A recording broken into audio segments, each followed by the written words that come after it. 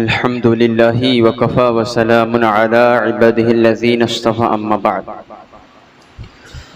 فأعوذ بالله من الشيطان الرجيم بسم الله الرحمن الرحيم ادعوني استجب لكم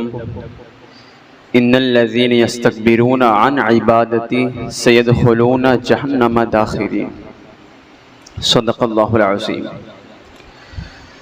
قال الله تبارك وتعالى في شان حبيبه الكريم إن الله وملائكته يصلون على النبي يا أيها الذين آمنوا صلوا عليه وسلموا تسليما. اللهم صل على سيدنا ومولانا محمد كما تحب وترضى بأن تصلي عليه صلاة وسلاما عليك يا رسول الله صلاة وسلاما عليك يا نبي الله صلاة وسلاما عليك يا حبيب الله صلى الله تعالى عليك وسلم. برادران ملت اسلامیہ، آج جس عنوان کو میں نے منتخب کیا ہے وہ ہر انسان کی ایک ضرورت ہے. اگر یہ چیز اللہ سبحانہ و تعالیٰ نے بندوں کے ساتھ نہ خاص فرمائی ہوتی تو ہر انسان پریشان ہوتا. جن سے میری مراد کہ ایک انسان کا، ایک بندے کا اپنے رب کے حضور حاضر ہو کر دعا کرنا. دعا کو حدیث پاک میں عبادت بھی کہا گیا ہے، جیسا کہ رسول پاک صلی اللہ تعالی علیہ وسلم ارشاد فرماتے ہیں کہ ان الدعاء هو العبادہ، کہ دعا کرنا یہ بھی عبادت ہے. تو یہ ہر انسان کی ایک ضرورت ہوتی ہے کہ اللہ کی بارگاہ میں ایک بندہ حاضر ہو کر اپنے رب کے حضور اپنی حاجات کے لیے سوال کرے، اپنے رب سے مانگے. آج اس پرفتن دور میں کوئی شخص اپنے رزق سے پریشان ہے، کوئی روزی سے پریشان ہے، کسی کے پاس دولت زیادہ ہے تو اس وجہ سے پریشان ہے، کسی کے پاس نہیں ہے تو پریشان ہے،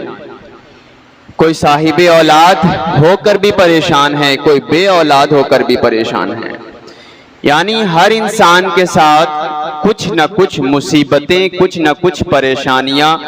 کبھی بیماری، کبھی صحت کے ذریعے، کبھی آسائش کے ذریعے، کبھی آرام کے ذریعے، کبھی تنگی کے ذریعے، کبھی پریشانی کے ذریعے مصیبت ہر انسان کے ساتھ خاص ہے. لیکن رب کی رحمت جوش میں آئی، قرآن نے علی الاعلان ارشاد فرمایا ادعونی استجب لکم، کہ میرے بندے اگر مصیبت زدہ ہو آؤ میری بارگاہ میں، ادعونی، مجھ سے دعا کرو تو میں تمہاری ضرور دعاؤں کو اپنی بارگاہ میں قبول فرما لوں گا. ہاں ایسا ہوتا ہے کسی کی دعا جلدی قبول ہوتی ہے یا کسی کی دعا تاخیر سے قبول ہوتی ہے، یا کچھ ایسے ہوتے ہیں کہ اللہ سبحانہ و تعالیٰ اس بندے کی دعا کرنے پر اس کو دوسری چیز عطا فرماتا ہے جو اس کے حق میں بہتر ہوتا ہے. یا کبھی کبھی بعض مرتبہ ایسا ہوتا ہے کہ اللہ سبحانہ و تعالیٰ کو اس بندے کا مانگنا اتنا پسند آتا ہے کہ اللہ سبحانہ و تعالیٰ اس کی دعا تاخیر سے قبول فرماتا ہے اور اس کی التجائیں سنتا رہتا ہے. اور بعض مرتبہ ایسا بھی ہوتا ہے کہ بندہ دعا کرتا رہتا ہے، اللہ تبارک و تعالی اس کو آخرت میں اس کا ثواب عطا فرماتا ہے. یعنی دنیا میں اس کی دعاؤں کو قبول فرما کر دنیا میں وہ بدلہ نہیں عطا کرتا، بلکہ اس کا بدلہ اس کو جنت کے طور پر یا آخرت کے طور پر عطا فرماتا ہے. بعض مرتبہ ایسا ہوتا ہے کہ کچھ لوگ اپنی زبان سے یہ کہہ بیٹھتے ہیں کہ اللہ ہماری دعا قبول نہیں کرتا یا اللہ ہماری نہیں سنتا. بعض مرتبہ ایسا ہوتا ہے کہ انسان غضبناک ہو کر غصے کی حالت میں یہ سارے جملے کہہ بیٹھتا ہے کہ اللہ ہماری نہیں سنتا یا اللہ ہماری دعا قبول نہیں فرماتا. تو دل کی گہرائیوں سے سوچیں اور سمجھیں کہ یہ جو جملہ ہے ہمارا بظاہر ہم نے تو اپنی زبان سے نکال دیا کہ اللہ ہماری نہیں سنتا، لیکن یہ جملہ اللہ کی بارگاہ میں بہت سخت اور بہت زیادہ غضبناک کر دینے والا ہے. اور مورخین نے یہاں تک لکھا کہ اگر کوئی شخص غصے کی حالت میں یا ایسے بھی اگر کوئی شخص یہ جملہ اپنی زبان سے نکالتا ہے کہ اللہ ہماری نہیں سنتا، اللہ ہماری دعا قبول نہیں فرماتا، وہ شخص کافر ہو جائے گا، وہ کفر کر بیٹھے گا۔ تو ضرورت اس بات کی ہے کبھی غصے کی حالت میں بھی یا ایسے بھی کبھی یہ ایسا جملہ نکلے، بلکہ اللہ سب کی سنتا ہے، کبھی اس کو تاخیر سے دعاؤں کا بدلہ عطا فرماتا ہے، کبھی کبھی اس کو جلدی دعاؤں قبول فرما کر اس کے سامنے رزلٹ رکھ دیتا ہے، اور کبھی کبھی اس کو بدلہ جنت میں جنت کے طور پر اور اس کو ثواب کے طور پر عطا فرماتا ہے۔ حدیث پاک میں ایک مرتبہ کا واقعہ ایسا ہے کہ جو مسلم شریف کی حدیث ہے کہ رسول پاک صلی اللہ تعالی علیہ وسلم ارشاد فرماتے ہیں کہ ایک مرتبہ ایسا ہوا کہ 3 شخص اپنے گھر سے نکل پڑے۔ دیکھیں کہ بعض مرتبہ دعائیں بہت زیادہ جلدی قبول ہوتی ہے، تو اس کی وجہ کیا ہوتی ہے؟ وجہ یہ ہوتی ہے کہ بعض مرتبہ ہم نے کچھ ایسی اچھی نیکیاں کر رکھی ہوتی ہیں کہ اللہ سبحانہ و تعالیٰ اس اچھے اعمال کے بدولت ہماری دعاؤں قبول فرما لیتا ہے۔ یعنی کہیں نہ کہیں ہم نے ایسے کسی کی مدد کی ہے یا کسی کے ساتھ حسن سلوک کیا ہے یا اللہ کی بارگاہ میں نمازیں پڑھی ہیں، تو ایسے دل سے پڑھی ہیں کہ وہ نمازیں یا وہ دعائیں باب اجابت سے جا کر ٹکراتی ہے اور اللہ سبحانہ و تعالیٰ فوراً اس دعاؤں کو قبول فرما لیتا ہے۔ یعنی بعض مرتبہ ہماری نیکی ہماری اچھائیوں کی بنیاد پر بھی اللہ سبحانہ و تعالیٰ فوراً دعاؤں کو قبول فرما لیتا ہے۔ رسول پاک صلی اللہ تعالی علیہ وسلم ارشاد فرماتے ہیں کہ ایک مرتبہ پچھلی امت میں صحابہ کرام سامنے تشریف فرما ہیں، ارشاد فرماتے ہیں کہ پچھلی امت میں 3 نوجوان ایسے ہی راستے پر نکل پڑے۔ جب رات کا وقت آیا، رات کا وقت، انہوں نے سوچا کہ اب ہم کہاں رات گزاریں گے، اس رات کی تاریکی میں، رات کے سناٹے میں، رات کے اندھیرے میں، چونکہ ہمیں رات بھی بسر کرنا ہے، اس رات میں ہم کہاں اپنی رات بسر کریں گے؟ چنانچہ انہوں نے راستے میں ایک غار دیکھا، ایک پہاڑ دیکھا، اس پہاڑ پر وہ 3 نوجوان چڑھے اور اس پہاڑ کے اندر ایک کمرہ، آج بھی اگر پہاڑوں میں دیکھیں گے تو اس پہاڑ کے سوراخ میں کہیں نہ کہیں چھوٹا کمرہ ضرور نظر آئے گا۔ تو اس زمانے میں 1400-1500 سال پہلے کا یہ واقعہ ہے۔ ارشاد فرماتے ہیں کہ رسول پاک وہ 3 نوجوان اسی غار میں گھس گئے تاکہ وہ اپنی رات گزار سکے اور جب صبح ہوگی تو وہ اپنا سفر طے کریں گے۔ چنانچہ 3 حضرات اسی پہاڑ کے غار میں اندر تو چلے گئے، لیکن تھوڑی دیر کے بعد ایک چٹان پہاڑ کے اوپر سے آئی اور ایسی آ کر گری کہ جس راستے سے، جس دروازے سے غار سے وہ 3 اندر داخل ہوئے تھے، اور چٹان آ کر اسی دروازے کے آ کر رکھا گئی اور انہوں نے پورے دروازے کو بند کر دیا۔ اب رات کی تاریکی ایسے ہی جو چاند کا کچھ چاندنا اور اس کی چاندنی اور اس کی روشنی نظر آ رہی تھی، اب غار کے منہ پر ایک بڑی چٹان آ کر جیسے ہی ڈگ گئی، ان غار کے اندر اور بھی زیادہ تاریکی اور اندھیرا ہو گیا۔ اب چٹان تو اتنی بھاری بھرکم ہوتی ہے کہ کئی اگر نوجوان مل کر بھی اس کو اٹھائیں یا اس کو کھسکائیں تو پہاڑ کی چٹان اتنی مضبوط اور اتنی بھاری ہوتی ہے کہ نوجوان درجنوں بھی مل کر اگر اس کو ہٹانے کی کوشش کریں تو نہیں ہٹا پائیں گے۔ ان 3 نوجوان نے بہت کوشش کی کہ یہ غار کا دروازہ جو چٹان کے ذریعے بند ہو گیا ہے ہٹ جائے، لیکن بے شمار کوشش کی بنیاد پر بھی وہ ناکام رہے اور وہ اسی طرح اندھیرے میں تینوں اسی غار کے اندر موجود رہے۔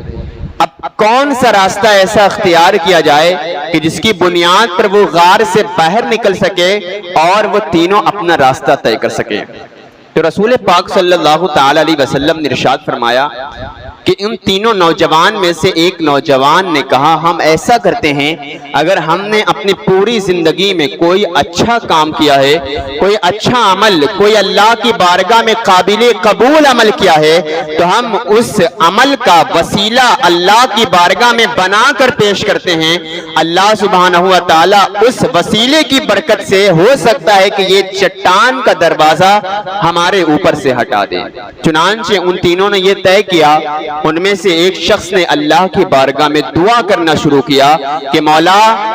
یاد کر ایک وقت ایسا ہوا تھا کہ جب میں روزانہ بکری چرایا جایا کرتا تھا اور بکری چرا کر جب میں شام کے وقت اپنے گھر میں آتا تو ان بکریوں کا میں دودھ دھوتا اور ان دودھ کو پیالے میں نکال کر اپنے والدین کو پیش کرتا، اپنے ماں باپ کو اس دودھ کا پیالہ پیش کرتا، حتیٰ کہ میرے بچے بھی میرے سامنے موجود ہوتے، میری زوجہ بھی میرے سامنے موجود ہوتی، لیکن میں پہلے اپنے بال بچوں کو نہ دے کر پہلے اپنے والدین کو اس دودھ کا پیالہ پیش کرتا۔ جب میرے ماں باپ اس دودھ کے پیالے میں سے دودھ نوش فرما لیتے، اس کے بعد میں اپنے بچوں کو اس دودھ کا پیالہ پیش کرتا۔ لیکن ایک دن ایسا ہوا، اے باری تعالیٰ وہ دعاؤں میں یہ الفاظ کہہ رہا ہے کہ مولا ایک دن ایسا ہوا کہ میں بکری چراتے چراتے کافی دور نکل گیا اور جب میں رات کے وقت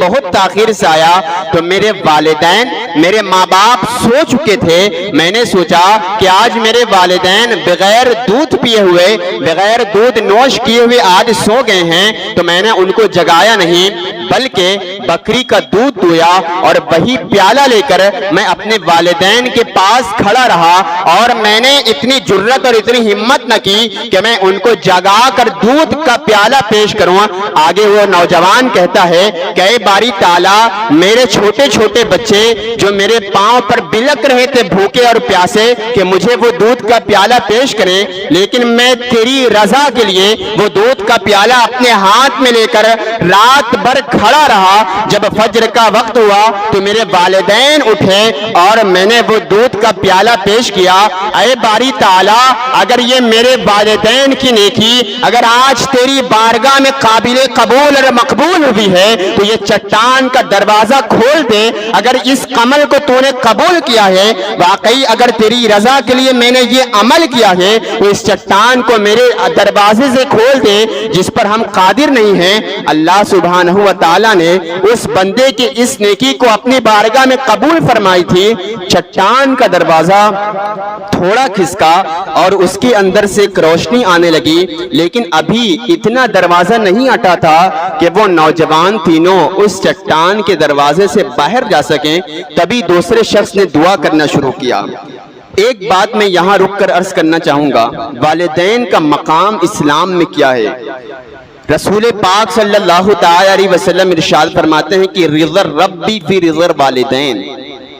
اگر تمہارے ماں باپ تمہارے خوش ہیں تم سے تو سمجھ لو کہ اللہ بھی تم سے خوش ہے۔ وَخَسَتُوا فِي سَخَطِهِمَا، اور اگر والدین تمہارے ماں باپ تم سے ناراض ہیں تو یہ سمجھ لینا کہ تمہارا رب بھی تم سے ناراض ہے۔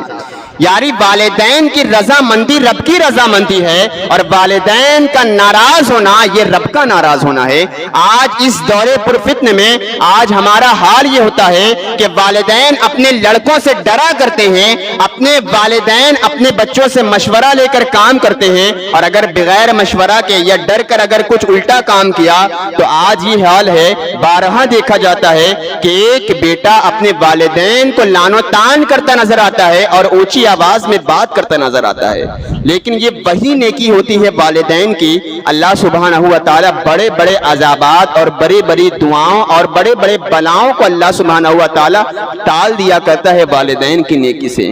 خیر دوسرے شخص نے دعا کی، ابھی وہ چٹان اتنا نہیں کھسکا تھا کہ وہ تینوں نوجوان اس دروازے سے واپس باہر نکل گئے، تبھی دوسرے شخص نے دعا کے لیے ہاتھ اٹھائے، مولا ایک مرتبہ کا واقعہ ایسا ہوا تھا، میری نیکی تو تیری بارگاہ میں کوئی ایسی قابل قبول ہے یا نہیں مجھے نہیں پتا، لیکن ایک مرتبہ ایسا ہوا کہ میں اپنی چچا زاد بہن سے میں بے پناہ محبت کرتا تھا، لیکن ابھی میں نے اس سے نکاح نہیں کیا تھا، لیکن میں نے اس سے بار بار اصرار کیا کہ میں تیرے ساتھ زنا کرنا چاہتا ہوں، لیکن میری چچا زاد بہن تھی وہ دیندار تھی، وہ اللہ کی بارگاہ میں نماز روزہ کرنے والی لڑکی تھی، وہ میرے اس پیغام پر راضی نہ ہوئی۔ لیکن ایک دن ایسا ہوا کہ جو میری چچا زاد بہن تھی اس کو فاقہ شکار ہوا،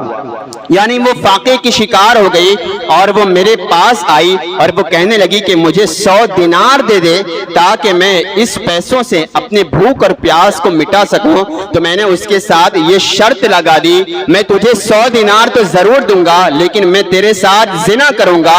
وہ چچا زاد بیٹی، وہ چچا زاد بہن اس پر راضی نہیں تھی، لیکن اس کے پاس کوئی چارہ نہیں تھا۔ میں نے اس کو 100 دینار دیا اور میں ایک بند کمرے میں موجود ہو گیا جہاں کوئی مجھے دیکھنے والا نہ تھا۔ جب میں اس کے ساتھ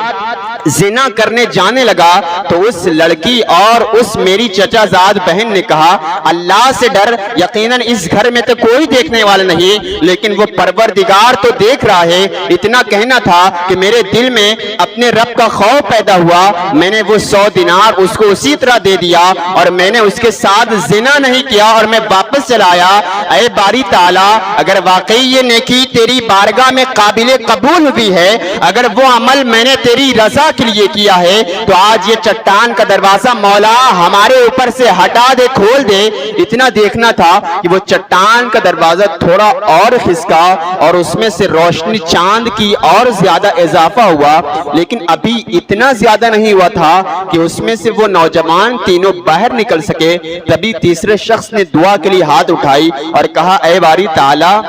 میں نے مزدور سے کام کرایا تھا، مزدور سے اپنا کام دیا تھا اور پھر اس کے بعد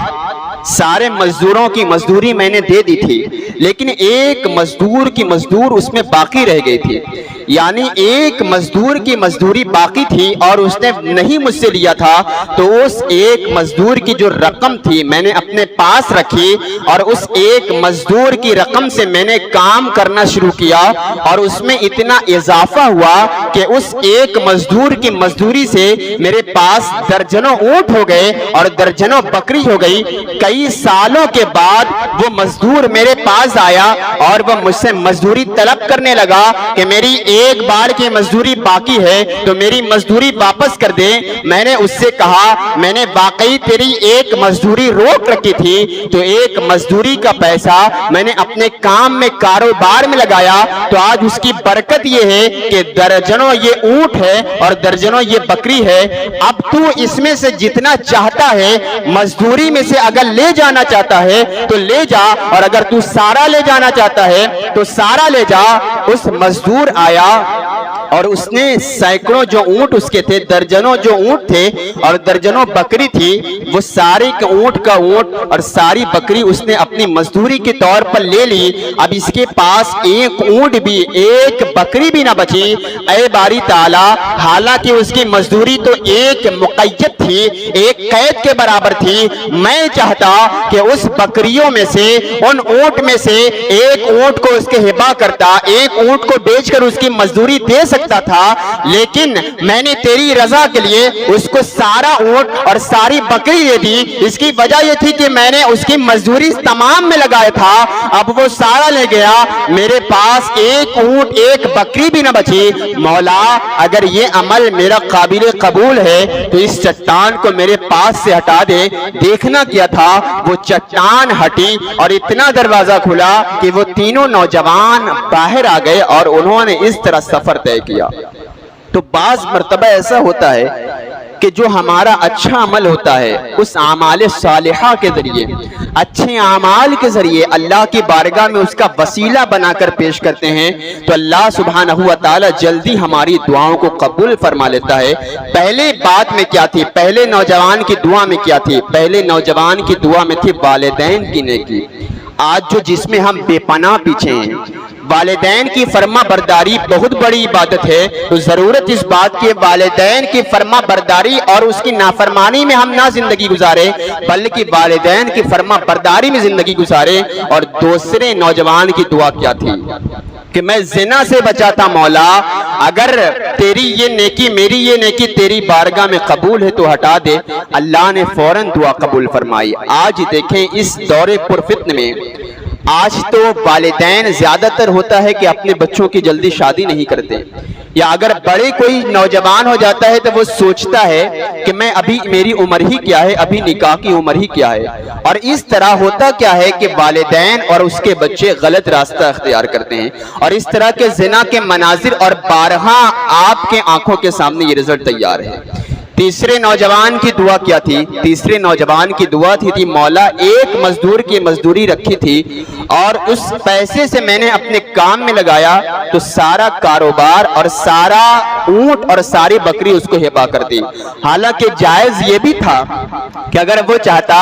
तो एक ऊंट उसको दे देता, उसकी मजदूरी हो जाती और शरीयत की नजर में वो जायज भी था, लेकिन अल्लाह की रजा के लिए उसने सारा कुछ दे दिया और उसकी जबान से एक लम्हे के लिए शिकवा और शिकायत के अल्फाज भी नजर ना आए। आज कारोबार और मजदूरी का हाल आप देख रहे हैं। आज तो परसेंटेज के नाम पर ऐसे पैसे काटे जाते हैं जैसा लग रहा है कि ये पैसा पहले उनके पास ही के मौजूद था। क्या आप कारोबार में आप भी हैं, मजदूरी लाइन में आप भी और हम भी हैं। आज 10-10%, 20-20%, 5-5% अगर पहले पैसा चाहिए तो कटौती के नाम पर आज मजदूरों की कटौती की जा रही है, जबकि इस्लाम में ये सख्त नाजायज व हराम है और ऐसा इंसान अपने पेट में जहन्नम की आग खा रहा है। इमाम आजम इमाम अबू हनीफा और इमाम हसन बसरी रदी अल्लाह ताला अन्हु इरशाद फरमाते हैं कि अगर तुम्हें कोई मुसलमान मजदूर मिल जाए, मुसलमान मजदूर मिले तो उसको डबल मजदूरी देना चाहिए। इसकी वजह क्या है? इमाम हसन बसरी ने एक मर्तबा अपना दांत उखड़वाया था, दांत उखड़वाया और उसको 2 दिनार दिया। वो मुसलमान था, उसने कहा हुजूर दांत उखड़वाने की मजदूरी तो 1 दिरहम होती है, आपने 2 दिनार 2 दिरहम क्यों दिया? इमाम हसन बसरी जो चिश्तियों के यानी गरीब नवाज के इमाम हैं, इरशाद फरमाया तू मुसलमान है इसीलिए तुझे डबल मजदूरी दिया है और मुसलमान की मजदूरी और उसकी मदद करने की बुनियाद पर अल्लाह तबारक व तआला साहिबे कारोबार को दोगुना देता है, तब मैं तुझे दोगुना अता फरमाता हूँ। तो आज तो हमारी नीयतें खराब है, इसी वजह से जो हमारा कारोबार उरूज के बजाय और ज़वाल को आ रहा है। तो जरूरत इस बात की है हम देखें सब इंसान को मरकर मिट्टी में जाना है और हर इंसान को अपने अमल का जवाब देना है। अल्लाह सुब्हानहू व तआला से दुआ है कि मौला ताला हमें कहने और सुनने से ज्यादा अमल की तौफीक अता फरमाए।